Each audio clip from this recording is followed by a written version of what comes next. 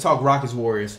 We didn't really get a chance to cover it obviously on our last episode because we recorded the day before the game to give everybody a preview. So now that we're back, we're here. Obviously I picked the Warriors to win. I thought they were winning, I thought honestly, I picked 5. Once Iggy got hurt, I was like, Iggy got hurt, that pushed it to 6 to me. And then when they went down 3-2, I was like, damn, they might be in trouble because you don't really realize how valuable Iggy is until you actually need. And like Iggy does the kind of shit that like Double T does, but he is good at doing that all the time for the most part. Yeah. Do you know what I mean? Like Double T is good at like coming in, changing the pace and the momentum, grabbing timely rebounds, getting you timely buckets, playing timely defense. Yeah. Iggy does that, but he does that all the time, at least in the playoffs. In the regular season, Iggy is fucking awful. Iggy is literally only a postseason player. That's it. He does not show up between October to goddamn April. You don't need him. Shows up. He literally shows up on April after April Fool's Day. You just give him running the regular season to keep him in shape. Exactly. So I felt like once Iggy went down, it would be a longer series. 100%. I didn't know who would win Game 7 because obviously it was in Houston, and even through the first half, I was nervous because the Warriors looked like they were reeling. KD, Justin called KD a bitch after the after the NBA Finals last year. Look, Kevin, that was the weakest 29 plus points per game in the series. So hard on KD. You want to know why I'm hard on him? Do you want to know why I'm hard on him? Because I expect him to be the best player in the world, and for some reason he just can never fucking do it. Because he's not the best player in the world. But my point is, I expect him to. He's too trained of a basketball player to be that way. He has absolutely no reason not to be the greatest player on earth, pretty much for the past 6 years. He just can't put it together. LeBron is a thing. Because even though he lost to LeBron, his path doesn't have to go through LeBron unless he gets to the finals. And he proved that even on his own, outside of that year when he played with Russ, Harden, and Ibaka, he couldn't get them there on his own. So much to the tune where the organization felt like Russ was the number 1 and KD was the number 2, and then KD get mad and leave, and the organization like, what the fuck? Kevin Durant, just from the nature of his his locker room personality. He is a more laid-back guy. Russell Westbrook is a full-fledged alpha male, like raised in this like Kobe era of just like manic obsession. Yeah. And so Kevin Durant's probably just more laid-back guy. So he's like, I'll let him yell. I'll just go get buckets. You know what I mean? Literally, yeah. And so I think he goes to Golden State and he's like, I can be the alpha 1A to Steph's or 1B to Steph's 1A. And I think he's comfortable in that role. I think he's comfortable. Like, I'll get a block here and there. I'll get some buckets. I don't want that from you. I just personally think on planet Earth. When I listened to his interview with Beasley and KD, and he was just talking about like everything I like basically learned. I learned how to play basketball. Like I was doing drills like from the time I was 10. I get up, I gotta go to practice. I'm doing drills. As in Mike, he just go out there. He playing off instincts. Yeah. I feel like when you basically train off instincts, it's a little bit easier to dominate in the way you're saying, because as a trained basketball player, there's certain things that like you would do. Okay, like I'm trained in this, I would take this shot. I'm trained in this, I will make this pass. We saw him be the best player in basketball last finals. Yeah, I mean, yeah, I don't need. But that's the thing. I don't need it for a stretch. But listen. I don't need it for a stretch. That's why everybody criticizes. But that's a championship hangover. I think this year you're witnessing a championship hangover, right? You're witnessing. We win the 3 in a row, or I'm cruising, like I'm comfortable. I got one. I just want to get to the show. And when I get to the show, I'll turn it on. And you see that a lot for like consistently great teams. But see, I disagree with that. I think the NBA night tonight has gotten better.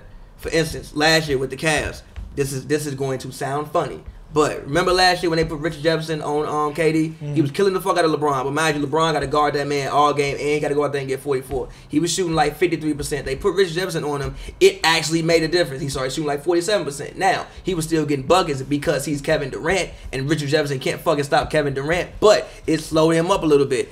The Rockets series struggles against smaller defenders, which is weird. But look, the Rockets have a lot of guys who they can throw at Kevin Durant. A lot of guys. You got PJ Tucker, you got Ariza. Gordon was taking them up. Chris Paul was taking them up. Like any given night, I think the league has caught up somewhat to the Warriors. So I don't think everything is a championship. Exactly. Right? They're not going to let you run over people. Yeah. So I don't think night to night is just that they're bored. I just think that people have gotten better. But I think they're bored because you see the third quarter, right? Every third quarter they come out and put 40 up on the board, and they flip leads or grow leads. It's a switch thing, and I think you'll see, and that's why I think the finals we'll get to the final, but I think it'll be closer than people think because I think they come in and out of focus.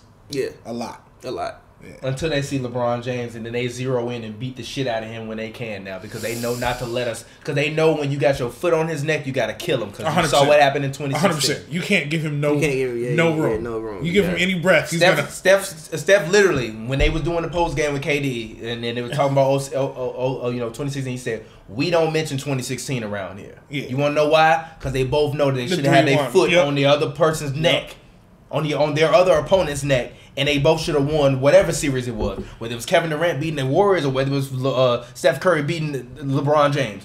When you got your foot on LeBron James' neck, you got to end him. Yeah. You got to end him. Which is something the Celtics couldn't do. Which is something the Raptors have never been prepared to do. And which is something that the Pacers definitely couldn't do. Good team in the league. Exactly. So, look, hey, with this Rockets team, all I'm asking for, is, in terms of the matchup with Kevin Durant, is for you to play good defense on him. And they did. They did. But don't tell me that the Rockets' defense was the reason why Kevin Durant struggled in that series. It was not the reason why. I don't think it was. Kevin Durant did not play like Kevin Durant for 3 games. He played for Kevin Durant the first 3 games. The second 3 games, I didn't know what a man was. I disagree. Literally. Kevin Durant. I disagree. And also, it was almost like he was like, okay, Steph, I gave you 2 games. Like, take the rest. I think Kevin Durant, I think this is for the Warriors as a whole. They go through, I think, especially in Houston, I don't know if it was a defensive scheme or not, but they fell into isolation basketball quite a lot, which is completely opposite of what they want to do. And I think that's what slowed down their offense. I think that's what, and you saw the moment they got to the ball movement and kicking and swinging, it was But back you know to why normal. that happened, though? Because Houston starts to miss shots. So you take all those threes, then you get for long rebounds. You don't let the half-court defense get set. Houston can switch everything. So when you can switch everything, you keep them out on the perimeter. And when you keep them out on the perimeter, KD's the best one-on-one player on the team. Get the ball to KD, go do something. But when you start missing threes, now can't nobody get the defense set. So now you got Steph running up and down the court. And Steph's small. So if you can grab him and hold him in the playoffs, they'll let you get away with him. You can frustrate him a little bit. But if you get him running up and down the court, ain't nothing you can do about it. So the Rockets was making KD miss shots at the rim. The Rockets was making him miss free throws. Yeah. The Rockets were making him. The Rockets were making him, who I thought arguably through half of the season he was the defensive player of the year in the NBA. Who? They were making Kevin Durant. It's tough to guard those guys, bro. It's tough to guard those guys. Look, on the perimeter, Eric Gordon is fast as hell. Eric Gordon, I don't know, the revival of his career. Yeah, like since 2011, I've never questioned LeBron James' ability to actually go out and hoop. You've never heard me say, I don't think LeBron gonna hoop today. And if I did, it was probably because he was tired from playing and doing all this great 44 stuff, minutes a game. But but you have never heard me since 2011 say LeBron not gonna hoop today.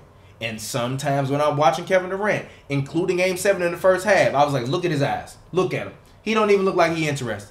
He don't even look like he got that killer instinct. And look at him, fucking frowning and moping up the court. Like, I said this to you. I'm like, what is he doing? Look at his body energy. I'm like, when have you seen LeBron James start a game and then start putting his hand in? I don't think that's the whole team, though. I think Klay is emotionless. I think Draymond, you can frustrate Draymond, but I don't ever look at Draymond and where even when he's having a bad game, he might have that moment where it looked like his brain shut off for a minute, but you never looking at Draymond like, damn, Draymond looked defeated out there. Even with Steph, Steph might miss some shots, but you never like Steph look defeated. I see KD sometimes I'm like, why is he looking defeated, bro? You 7 feet tall. You can dribble better than damn near anybody in the NBA. You can make a shot from anywhere. You can pull up from 35. You can shoot 50% from hook shots.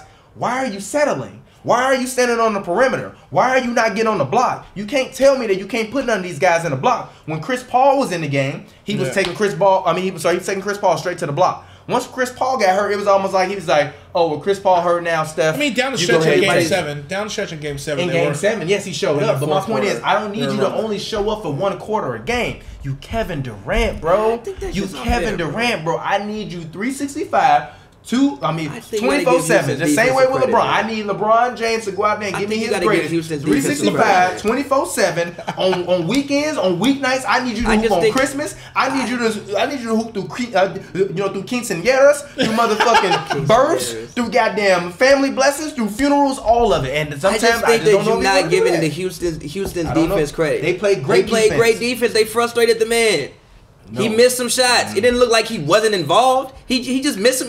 Okay, you miss shots. It happens. Like I said, I don't need you to go 6 for 18. You miss shots. It happens. He still played good defense. The game you're talking about, First of all, bro. It's don't too disrespect him and compare him But to Harrison. look, No, I but am look. going to disrespect him because you want to know why? I had to watch Harrison Barnes for 2 years in a row, consistently miss shots, and He still didn't play defense like Kevin in the Durant. playoffs. He still didn't play defense like Kevin Durant. He defense like Kevin Kevin Durant. Durant. Let's not act like Harrison Barnes when he was playing on the Warriors was a scrub on defense. He was never. He wasn't a scrub. Kevin Durant. He, of course. And who is Kevin Durant? well, That is Kevin- my point. That is my point. Who is Kevin Durant? So Kevin Durant, go out there and be fucking Kevin He Durant. missed some shots. It happens. No, He still played good defense. He didn't look uninterested. I didn't mention He the did. shots. I mentioned his defensive possessions and him not looking like he was Talking about involved. Game 7, he looked involved. He just got burned a second couple half. You did times. not hear me only mention Game 7. That's my point. I mentioned 3 It's tough to games. guard those guys. You act like these guys aren't tough people to guard. No, we even there's saw only- Draymond get burned a lot. There's only 2 Of- players on because Houston that are tough of to course, guard. I expect him to get burned a lot.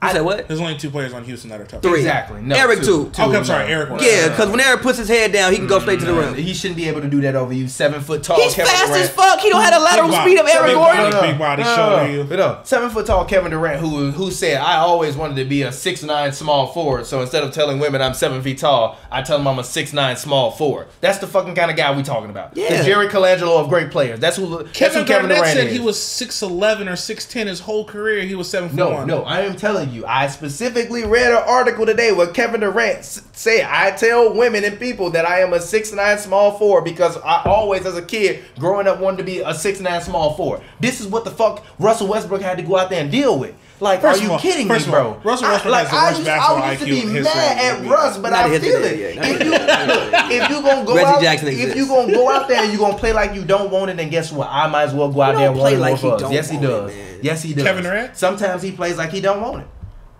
I just He did last year. He didn't this year. Last year he wanted it, but the whole team was on another level of desire and focus. Hey, go ahead. Go ahead and be. Teams were also like further away from them. Go ahead and be Like, slick they if you didn't want have- to, and think you can let your foot off LeBron James' neck, thinking you could just Oh, no, they can't. roll over them and win the fucking championship. I Go don't ahead. think they think that.